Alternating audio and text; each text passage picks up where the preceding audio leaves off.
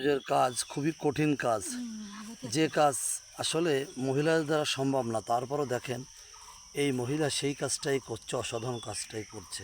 এই দেখেন সেই মশা মাছি পোকামাকড়ের কামড় উপেক্ষা করে সেই বড় যে কাজ করছেন এক মহিলা, বয়সের ভারে নত, তারপরও উপায় নাই, দারিদ্রতা এতটা প্রকট। ওনার একটা ছেলে ছিল, উনি মারা গেছে, যার জন্য তার সংসার চালায় আর কেউ নেই, উনি বড়দের কাজ। ও তোমার নাম কি বউ?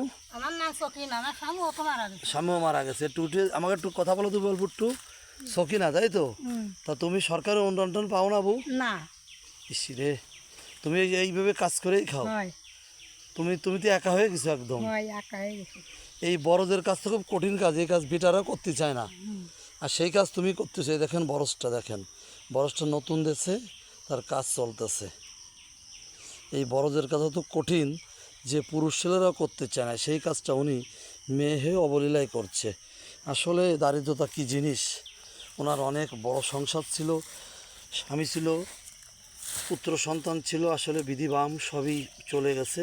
উনি খুব কষ্টে দিনযাপন করছেন। বাবু তোমার বাড়িটা কোথায়, একটু আর একটু বলো দিন বাবু। আমার বাড়ি এই যে এটি এই শোলপুর, সুরপুর। শোলপুর বাড়ি, তাই তো? নড়াইল সদরের ভিতর, তাই তো? শোলপুর গ্রামের কোন পাড়া এটা? এটা হচ্ছে উত্তরপাড়া। উত্তরপাড়া। তোমার নামটা আবার বলো। সকিনা। সকিনা বউ আমাদের। আচ্ছা বউ, তুমি তোমার তো আসলে অনেক কষ্ট, তুমি কাজ করতে থাকো। ওকে।